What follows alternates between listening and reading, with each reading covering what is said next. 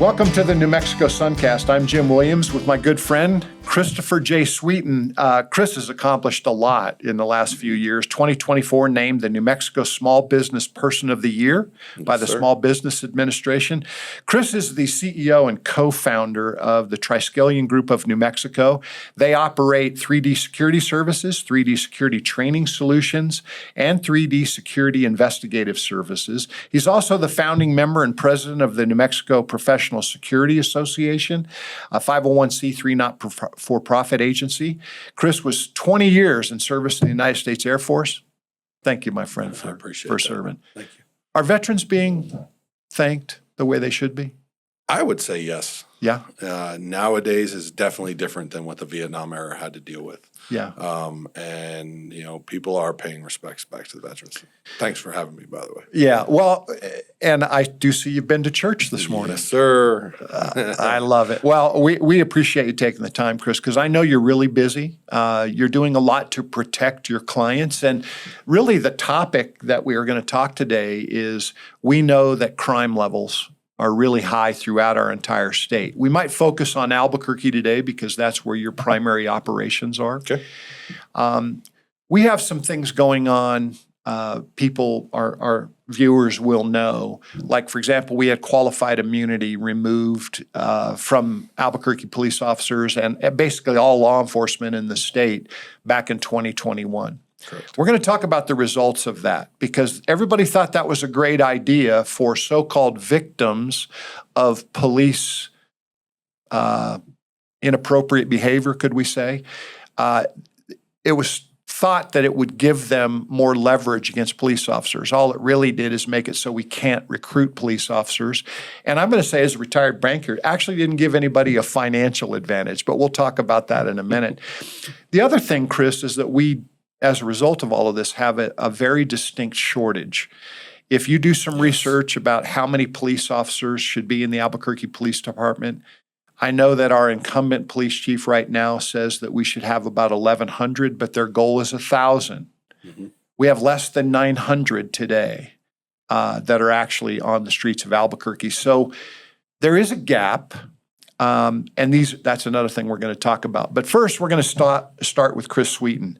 Why have you stayed in New Mexico to do your business? It's awesome.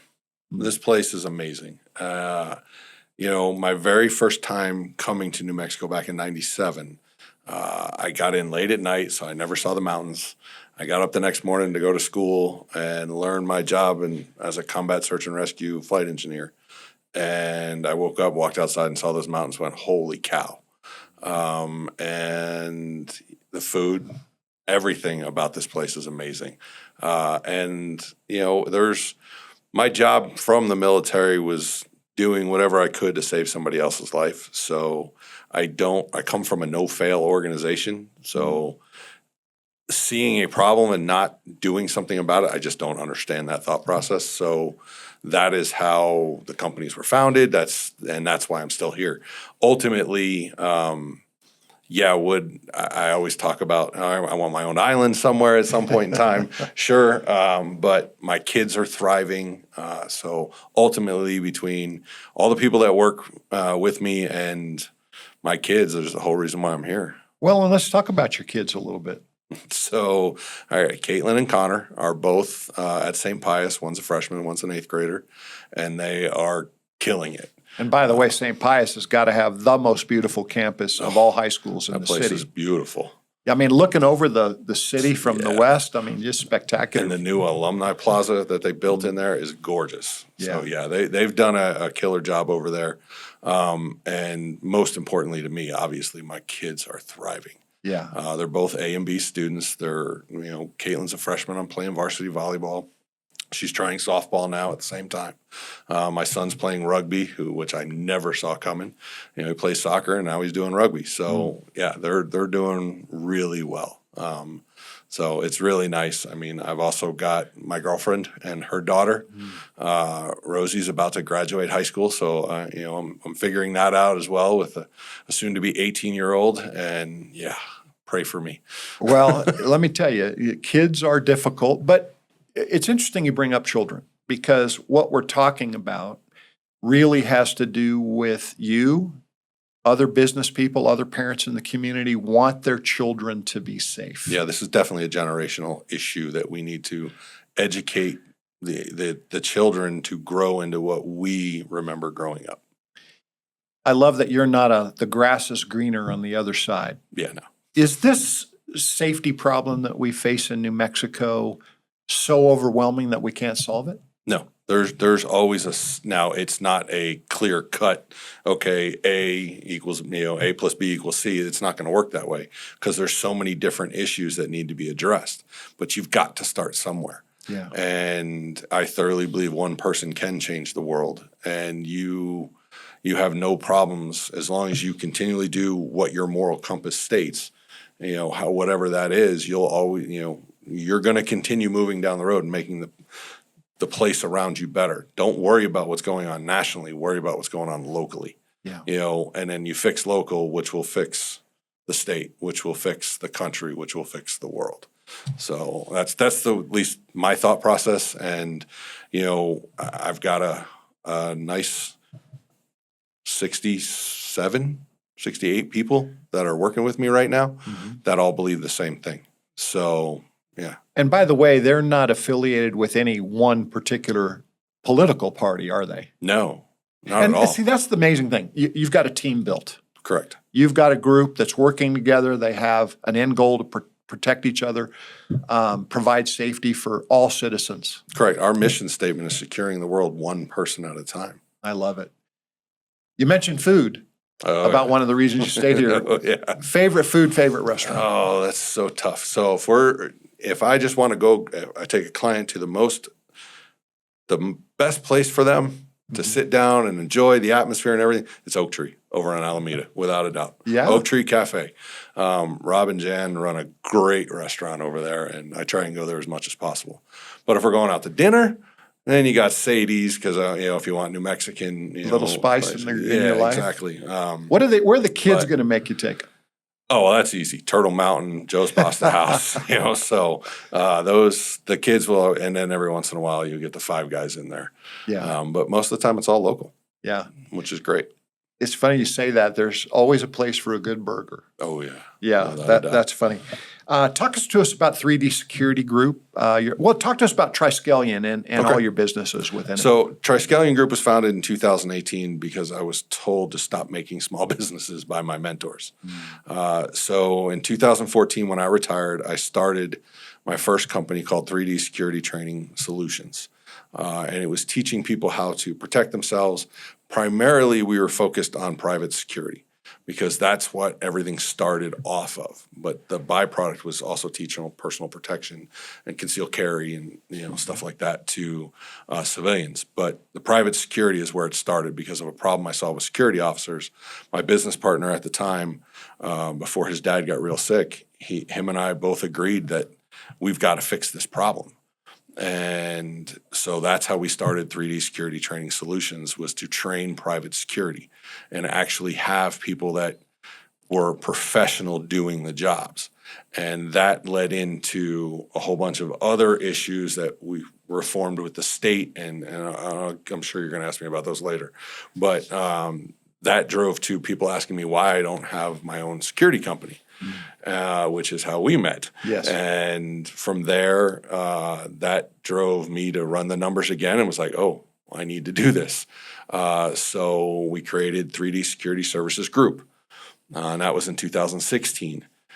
And then we started getting more and more work and became known as the premier security company around town, giving the other big giant in town, a run for his money.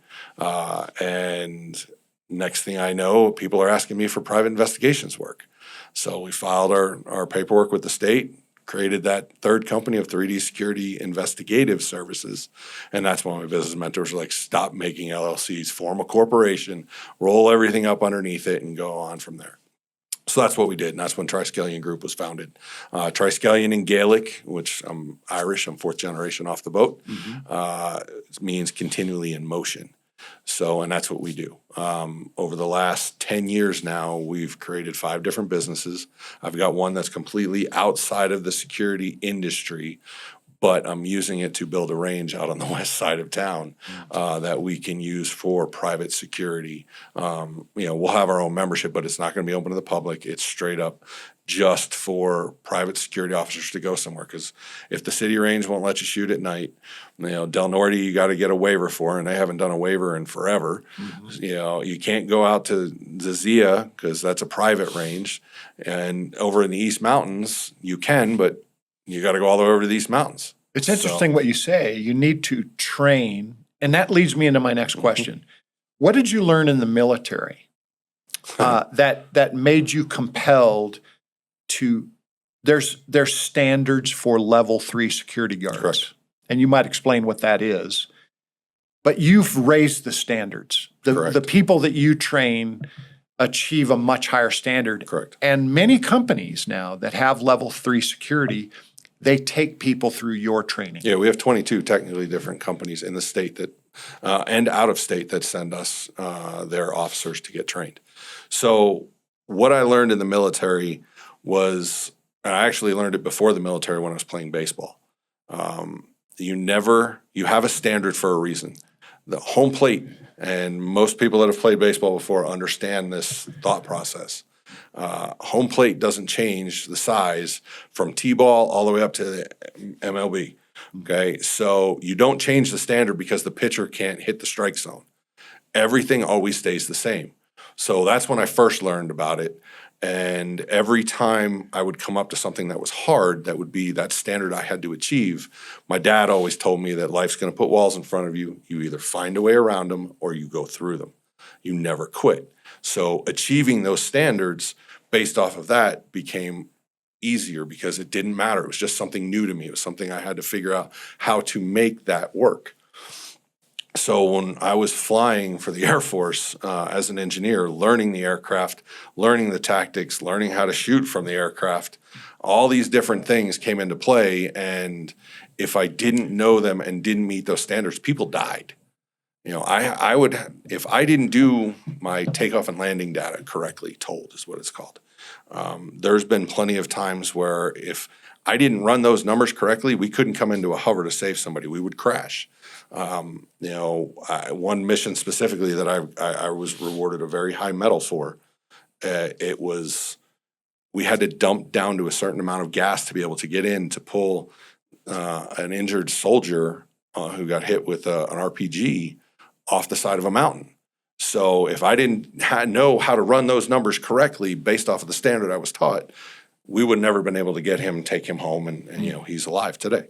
So rolling that into why I saw the standards that were not being held here in New Mexico, it didn't make sense to me because I didn't have a real civilian job. Let's put it that way. My last civilian job before I joined the military was working for the first aid in the fire department back in Florham Park, New Jersey. Mm-hmm. So, and that was volunteer. I was at a pool as a lifeguard. So then I did 21 years in the military and a bouncer here and there every once in a while doing private security in different places around the country. But I really never had a true civilian job after I got out. So this is the first one. Mm-hmm. And it didn't make sense to me to say, how can a extremely grossly overweight security office guard sit there smoking a pack of cigarettes, deter anything, can't even deter a heart attack. And that's supposed to deter somebody doing something, that's stealing something that could ultimately hurt my kids.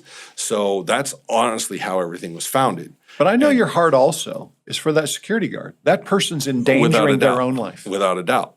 Because the criminals don't have, and when I talked about that moral code earlier, the criminals don't have that moral code. They look at us as a means to an end, to get to whatever, the next fix, the next, whatever it is, right? Whatever they want to get to. So they're going to run us over to get to that.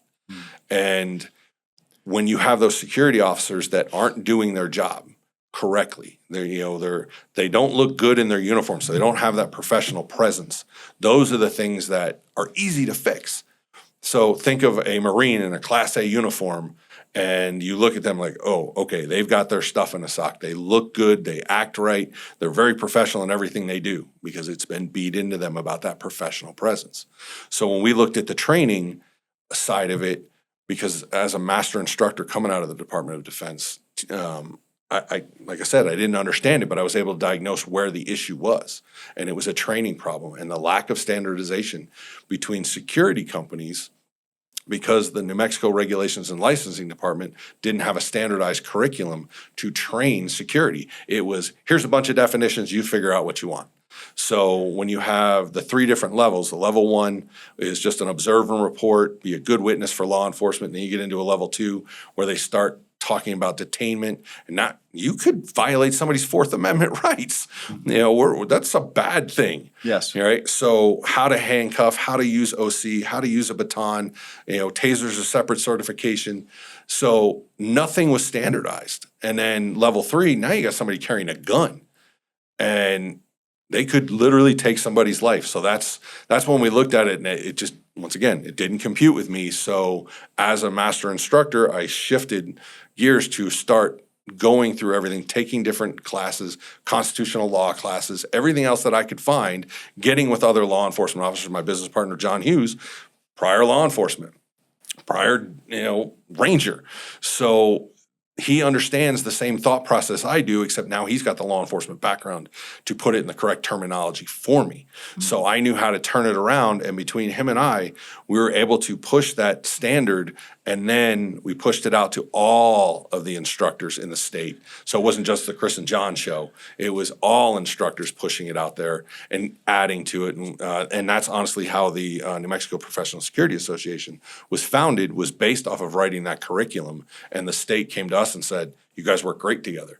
Why not continue doing it and form an association? So that's what we did. But that's how we ended up right now with multiple curriculum for levels 1, level 2, level 3. So no matter where you are in the state, that person, that candidate, the person getting trained actually has the same curriculum. So the only thing that's different is the face teaching it. We've also, over the last 2 years, we finally got it done, but it's now the instructors are also regulated. So you don't have somebody coming from an underwater basket weaving degree training, people how to be a firearms, mm-hmm. how to carry a gun. So that is all regulated through the licensing department now. It's been pushing a wet noodle uphill, but as I've been told before, that just needs support, and we can continue pushing it uphill.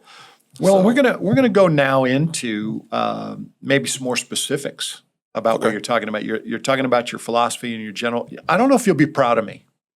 I've said this to you before, but you taught me something several years ago that I use it. I apply it in basketball training that I do with young people. And what you told me is this: when you are faced with a high pressure situation, you will not rise to the occasion. Mm-hmm. You will fall to the level of your training. And I actually believe there's a lot of, you know that I'm a Christian person, and I can apply a lot of scripture to support that statement. I think it's a profound statement. And I know you have that up on the wall at your office. Correct.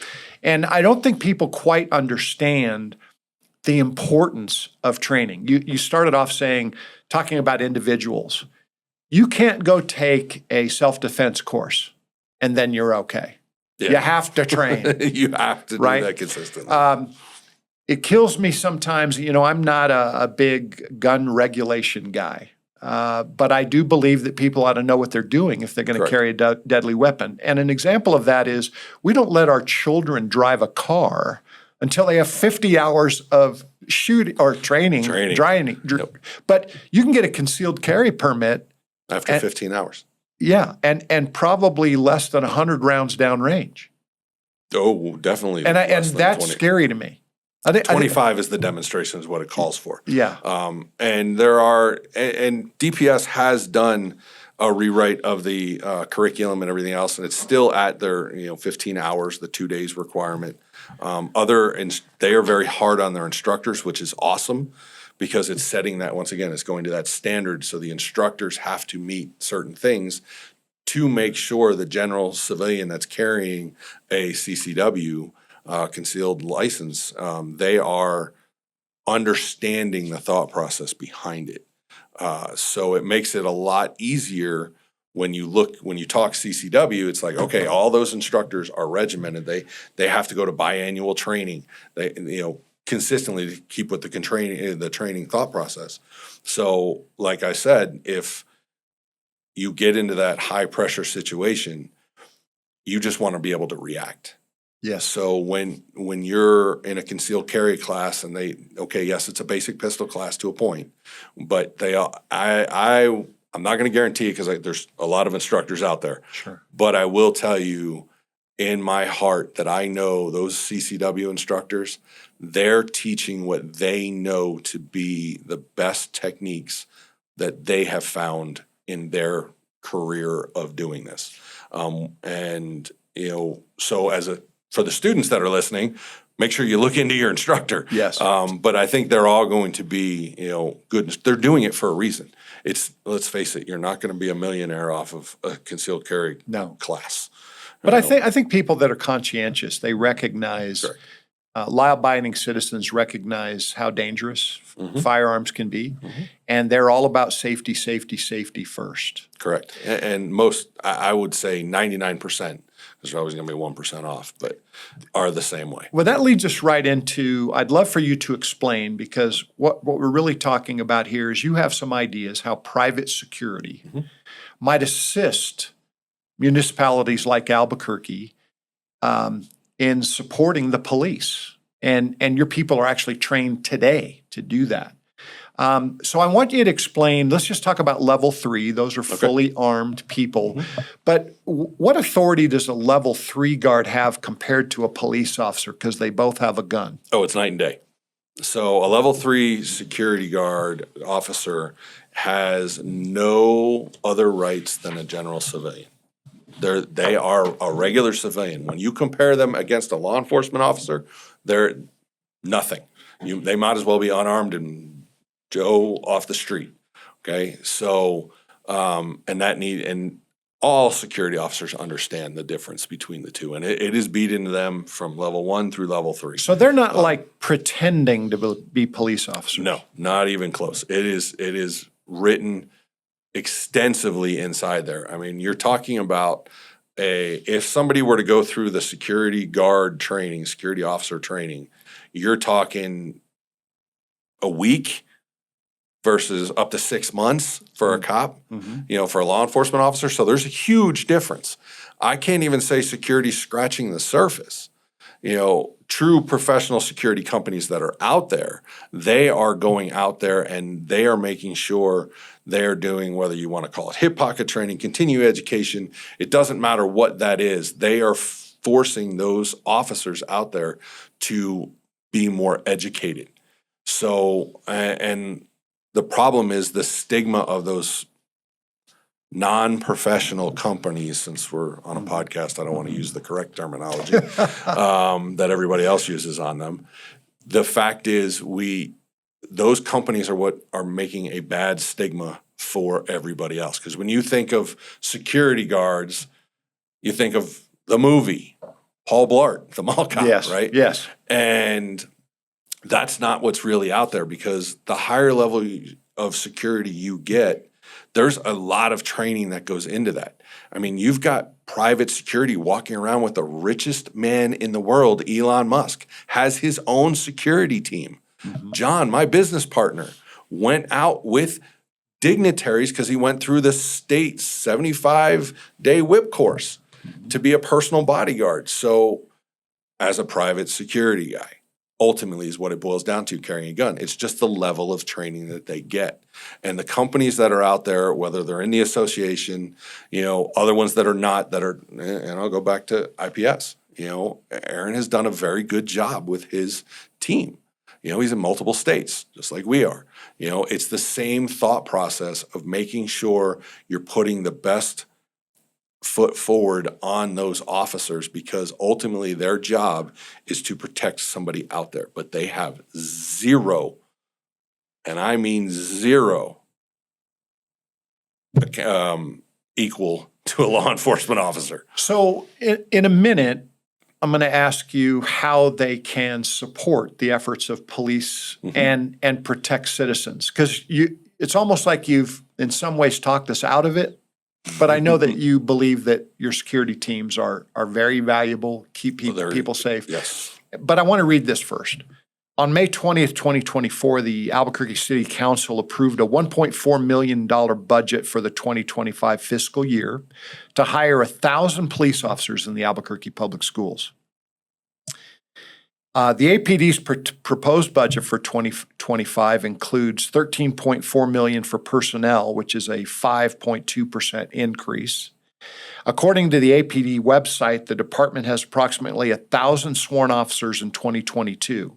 But as I said at the beginning of the program, today they only have about 880. Yeah. It's estimated that the department has 885. Hard to find that exact number. It's a little bit in flux. So I want to know, how will your security officers, stating what you just said, they're not police officers, but how do you believe, and by the way, you don't want the city just to hire 3D security. You have many professional companies out there. Talk to us about how those level 3 security officers could support the police and protect citizens. So they're doing it already right now. They work at the state police level. They work at the local level. They work everywhere. And the law enforcement officers use private security companies to back them up on certain things. And I'll just use the last RFP a couple years ago that went out was for the DWI units to help with keeping law enforcement officers on, working the checkpoints and having private security take care of the people that were now arrested and just sitting there watching them, making sure nothing happened to them. We also have private security at different magistrate offices instead of having law enforcement there. So there was a pilot project that we helped APD with, and it was taking the officers out of the transportation side from downtown out to MDC. We did it for private security to actually do that with the vans. So that way it kept officers out on the street. The biggest thing that, and even for us, like last night, there was a detail that we had 2 armed officers there that were backing up the state police because certain people that were in town up in Santa Fe. So it happens a lot. We've done it down at Hotel Albuquerque during the election seasons. Different people want different levels of security, and law enforcement can't handle it all the time because they're just strapped for manning. So that's where the private security comes in, and based off of their requirements that the law enforcement says, here are those standards, which companies meet them, and then they go out and say, hey, can you do this? Can you support us with it?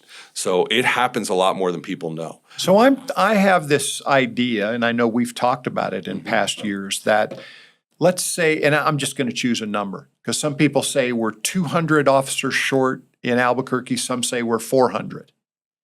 So let's just use 200, the lower number. I'd like to have more police personally. Amen. than less. So I would like to use 400, but I'm going to say 200.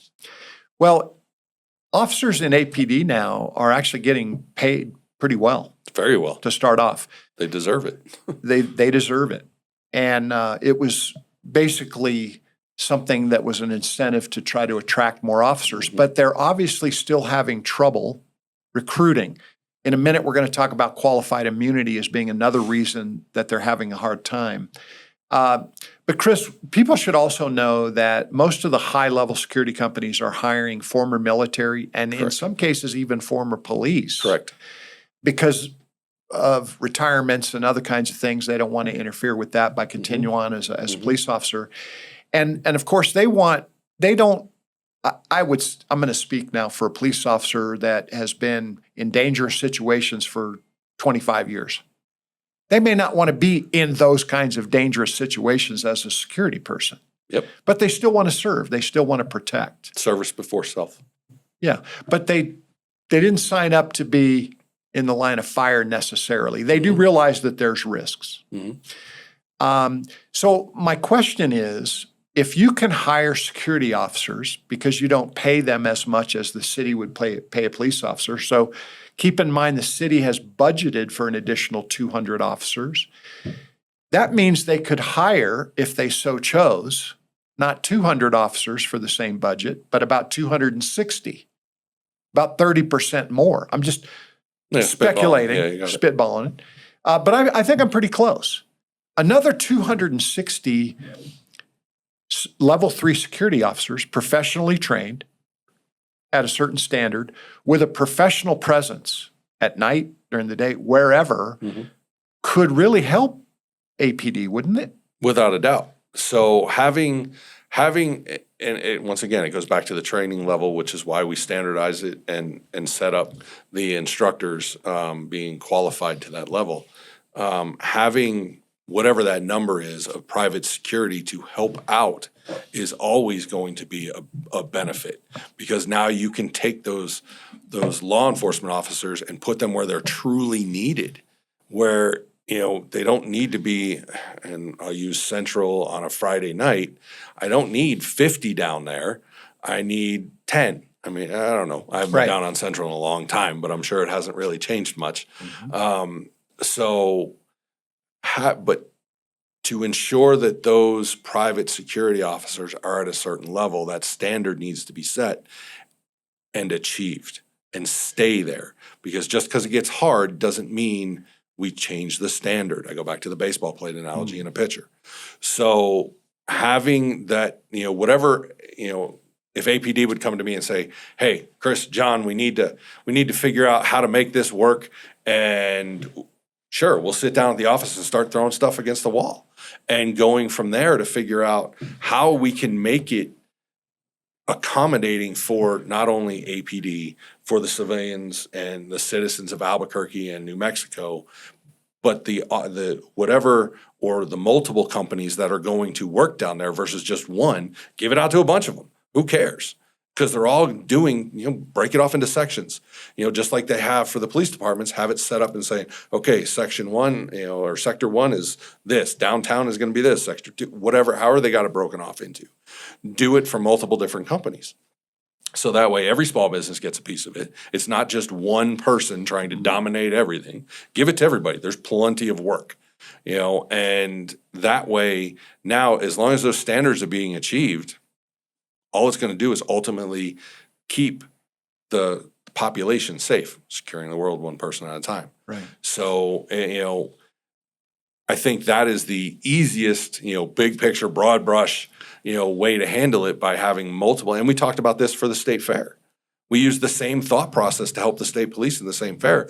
Don't have one company run it and break it off into having multiple companies do it. So that way it's a lot easier on each company, because now, let's say one company gets it. Now you're looking at 260 people having to find them, train them, because if you just go by rules of half, if you want 260, I got to double that just to get them into the training and make sure they pass the training just to get that. And then I've got to double that just to get people to apply. Do you think having people support the police might start to change the public's image of the police? I know that Without a doubt. one of the things that's happened there's two things additional that have happened to APD in the past 12 years. The DOJ has been in an oversight situation, primarily because of training. There's been use of force accusations and so forth. So APD has done a great job of retraining people and adding additional stuff. But the oversight of the DOJ is, in my talking with police officers, is it's created more paperwork. It's kind of not a real friendly working environment, et cetera. And then almost now 4 years ago, the New Mexico legislature removed qualified immunity. It sounds really sexy that a citizen who feels wrong can sue that police officer for whatever. But as a former banker, here's what I say. There's already laws in place to take care of a police officer that's doing the wrong thing.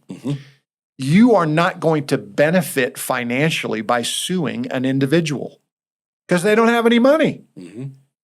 You're going to benefit by taking action against the institution. That's where the liability should lie. And you shouldn't have people, normal citizens that want to be a police officer, worried about losing everything because they can't defend themselves in the court of law. So how do you feel about that removal of qualified immunity? I don't like it at all. Like I said earlier on, I'm fourth generation off the boat from Ireland. So I was either a cop or a fireman growing up, right? Everybody in my family are cop or firemen. And So looking at the qualified immunity side, law enforcement has what's called a duty to act. So because they are commissioned law enforcement officers, if there's a felony happening in front of them, they have to act. They can't just, like a normal civilian, just pull out their phone and not do anything about it. They have to do something. So if we're asking people to act on our behalf to enforce the laws, they need to be protected. Yeah. So I think that pretty much narrows it exactly how I feel about when they lost qualified immunity. The fact of the matter is, it's, if you want to look at everything, I wrote down some questions. So, ask yourself this: has the crime gotten higher or lower? If you're going to tell me lower, then I'm going to ask you, how violent has the crime gotten, higher or lower? The more violent crime has picked up, right? So and why is that? How many law enforcement officers are actually now getting attacked? What are the injuries? What's the workman's comp claims coming out of it due to those injuries, right? This is the business side of me coming out of all these things. So when I look at these different things that are happening based off of the qualified immunity being gone, based off of the way society has shifted, taking a law enforcement career, which was the pinnacle where everybody, for me growing up, if you were a cop, you were above reproach, to now where nobody cares about a cop because that's just the way society is. So by and pulling qualified immunity, what are those cops going to do? Right? Every single law enforcement officer out there, I don't care who they are, they do that job because they care about their community. And they're always going to do it to the best of their ability. But when now you have somebody second guessing it, that becomes a problem. There's actually Graham versus Connor, where it talks about that. That's case law specifically. So it gets into a very sticky situation for them. And like you said, personally, why am I going to do this? Yes. Right? Now, I don't know a law enforcement officer that they may have that thought process for literally a quarter of a second. And they're like, this is my job. I'm protecting somebody. I'm going out to do it. So, but the problem is in the private security arena. Not only does law enforcement get treated like garbage now, private security is even worse. So people don't look at law enforcement as a sign of authority anymore. So changing the culture will shift and help make things better, because that's going to help the private security arena as well, because they get looked at as a sign of authority, and they're going to be able to help push the initiatives and whatever those laws are to help law enforcement ultimately. Because let's go back to keeping it very simple. We were all children and we all knew not to touch a stove. Why? Because it's hot. Now, granted, I had to do it twice because I'm a little slower than others, but the fact is I learned not to touch a stove.